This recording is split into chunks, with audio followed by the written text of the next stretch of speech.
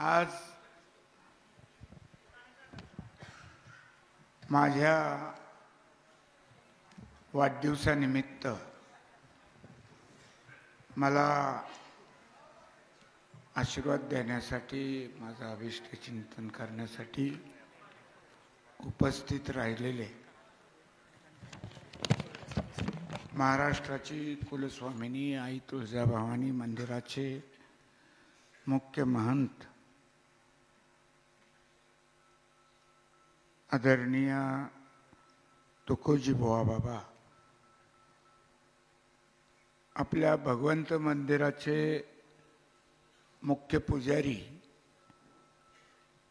आणि ज्यांचे आता 98 वर्ष पूर्ण झालेले आहेत ते बडवे मामा, परणकर ब्रह्ममठाचे आदरणीय राजलिंग शिवाचार्य महाराज, सोलापूरचे सदर आदरणीय हाजी आयुब साहेब कुरेशी, तगरभूमी धाराशिववरून या ठिकाणी आलेले आदरणीय भंते सुमेशजी नागसेन, आदरणीय रेव्हरंड विश्वासजी साळवी साहेब, ज्यांनी मला फोनवरून शुभेच्छा दिल्या, ते आपल्या भागाचे खासदार आदरणीय ओमराजे, माड्याचे खासदार आदरणीय धैर्यशील भैया मोहिते पाटील, व्यासपीठावर उपस्थित असलेले आता सगळ्याचे नावं घ्यायचं म्हणलं तर खूप वेळ होईल आणि आता इथं कुणी कुणाला अनोळखी नाही आहे. तर माझे सर्व व्यासपीठावर बसलेले आणि समोर बसलेले सर्व सहकारी बंधू, ज्येष्ठ मंडळी, तरुण मित्र, सगळ्या माय भगिनी, वेगवेगळ्या संघटनांचे सन्माननीय पदाधिकारी, आजी माजी पदाधिकारी आणि मित्रांनो, आजचा कार्यक्रम हा खरं म्हणजे कृतज्ञता मी व्यक्त करण्याचा कार्यक्रम आहे. तुम्ही जे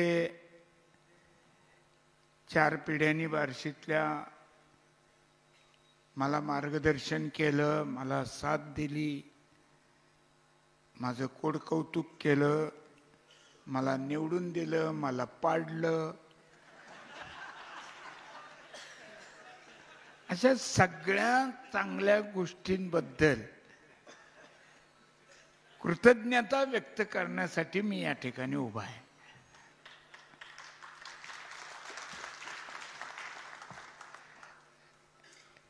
पायरी चढताना चुकला माणूस की घसरतो, पडतो. तसं मी कुठंतरी चुकलो म्हणून 2दा मला पाडलं, हेही मी मान्य केलेलं आहे.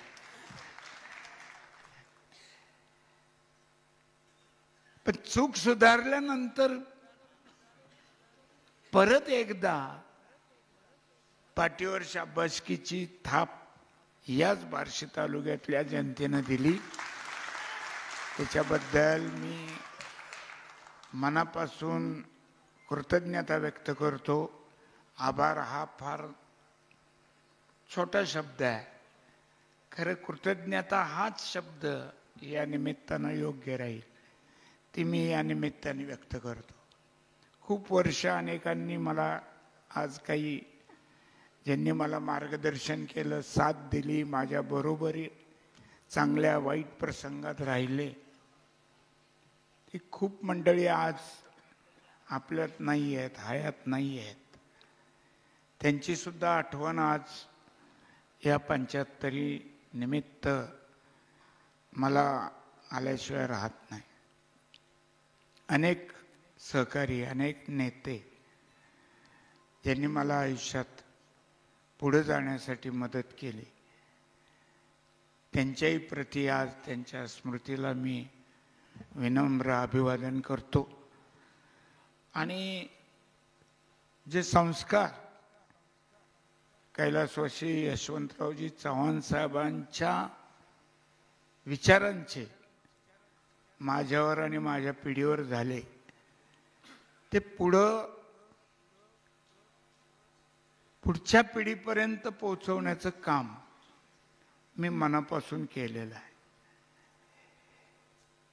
आणि त्याच्यात खूप मोठं चांगलं यश पण आलेलं आहे. मुळात आपला तालुका, हे शहर,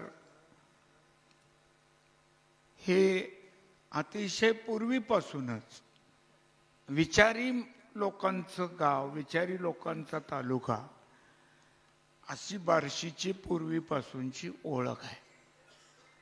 ब्रिटिश काळात सुद्धा याला बार्शी टाऊन असं नाव होतं. म्हणजे कोणी टिंगलटवाळीमध्ये म्हणले असतील की बाबा मोठं खेडेगाव आहे, पण ब्रिटिशांनी त्याला टाऊन म्हणलेलं आहे.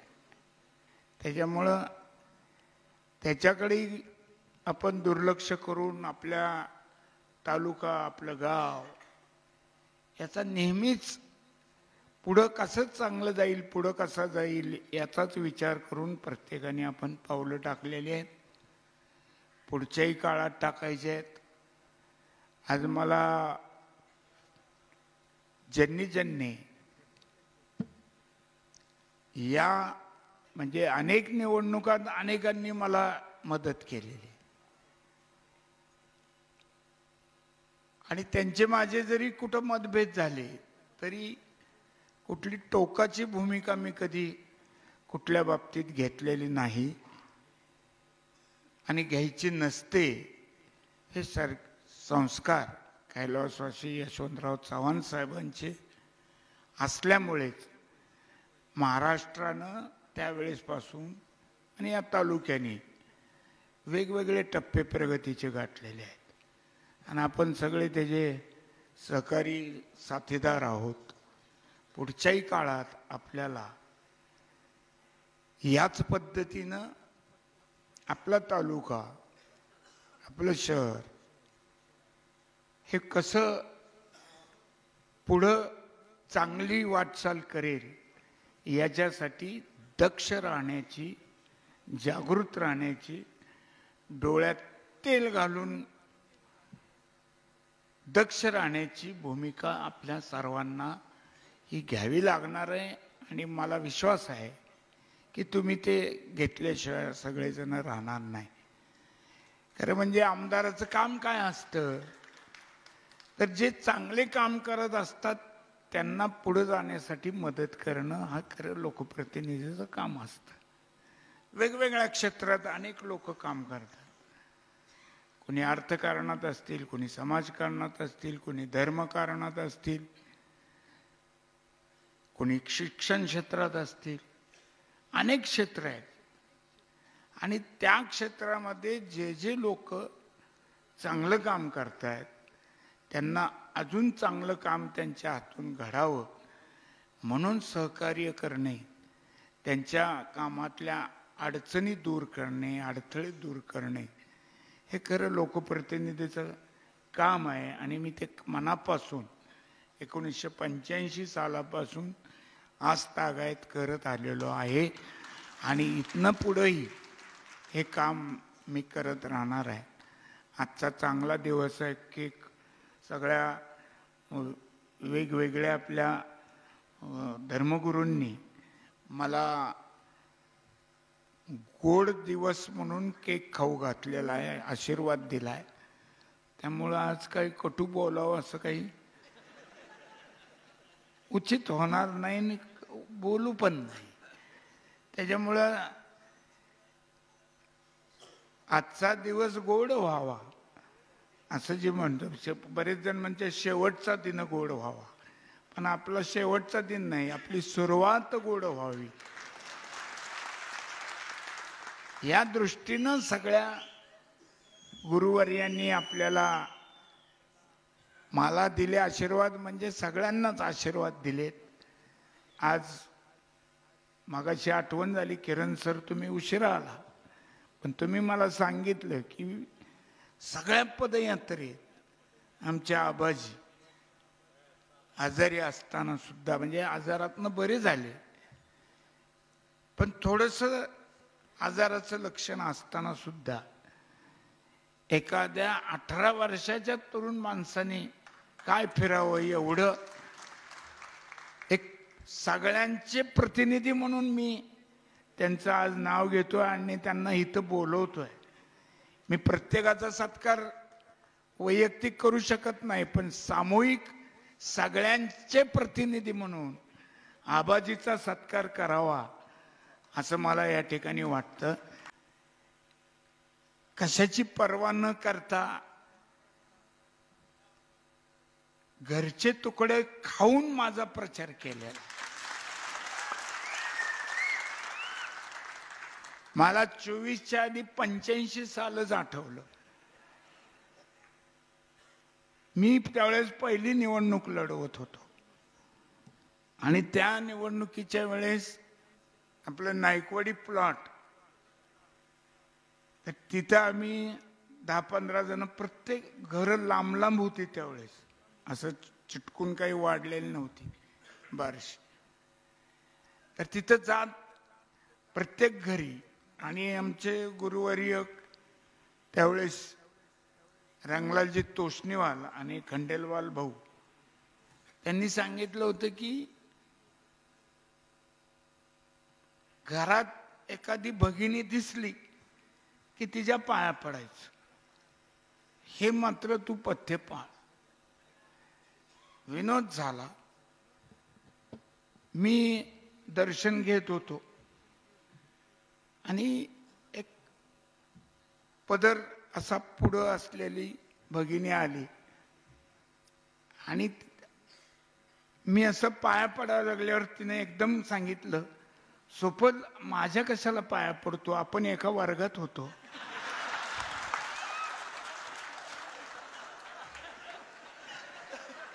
मग मला लक्षात आलं, चेहरा बघितला, कारण पहिल्यांदा चेहरा बघायच्या आधी पाय बघायचं आणि डोकं ठेवायचं. चेहऱ्याकडे बघायचं कामच नव्हतं. आणि तसंच मी मगाशी नायकवाडी प्लॉटचं उदाहरण सांगत असताना आपल्या निमसग्यावर त्यावेळेस आपल्या बाबांचा मुक्काम होता, वली बाबांचा, तिथं होते आवाटीचे. आणि आम्ही असं फिरून फिरून दमल्यावर आमच्यापैकी मला वाटतं त्यावेळेस आप्पा झांबरे एक होते बरोबर माझ्या, त्याच्यानंतर लहू मामाचं थोरला भाऊ, थोरले बंधू होते ते, असे आम्ही 10-15 जण तिथं फिरत फिरत त्या सगळ्या, कंटाळा आल्यावर मग कोणीतरी भेळीचा मोठा पुडका घेऊन यायचं आणि निमसग्यावर बसून आम्ही, त्या लिंबाचं झाड होतं एक, त्याच्या खाली बसून भेळ खायचं. वली बाबा आम्हाला पाणी आणून द्यायचे आणि तो प्रसाद म्हणून आम्ही सगळे ते पाणी घ्यायचं. तिथून ज्या निवडणुका एक एक बघितल्या, त्यावेळेस सायकल फेरी असायची. सायकल शिवाय दुसरं मोठं वाहन काही फारसं, मोटरसायकल फेरी आता असते तसं नाही, सायकलवर फेरी असायची. आता डिजिटल वगैरे आलं.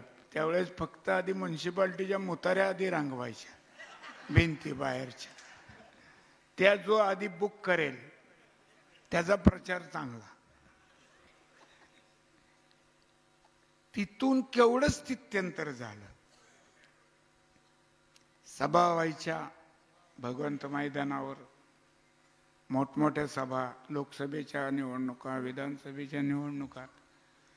या बार्शी देशातले अतिशय उत्कृष्ट वक्ते भगवंत मैदानावर त्यांचे विचार मांडून गेलेले आहेत. अगदी यशवंतरावजी चव्हाणापासून भाई SM जोशी असोत किंवा जॉर्ज फर्नांडिस असोत, अनेक वेगवेगळ्या पक्षातले ज्ञानी माणसं, विचारी माणसं यांनी या बार्शीत सभा गाजवलेल्या आहेत. आणि त्यावेळेसही बार्शी शहर आणि तालुका हे सभा ऐकणाऱ्यांचा तालुका आहे, गाव आहे, ही ख्याती महाराष्ट्रात होती.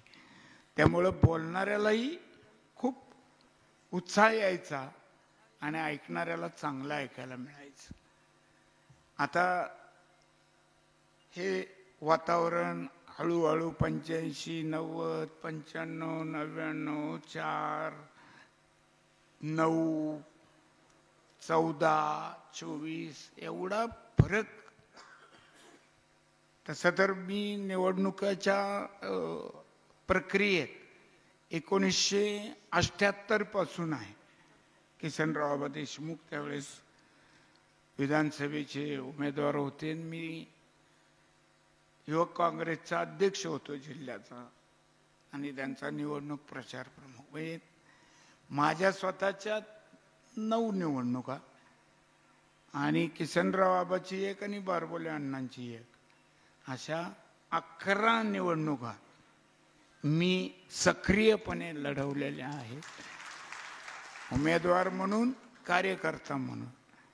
आणि एक वेगळा अनुभव त्याच्यातनं आलेला असल्यामुळं मी एक इथनं पुढच्या काळामध्ये जे काम करणारे आहेत त्यांना सहकार्य आणि मार्गदर्शन करण्याची भूमिका निश्चितपणानं माझ्याकडून राहील, एवढंच अभिवचन या निमित्तानं देतो. जास्त बोलत नाही, कारण सांगितलेलंच आहे की आजचा दिवस हा खरं एक चांगला दिवस, कौतुकाचा दिवस.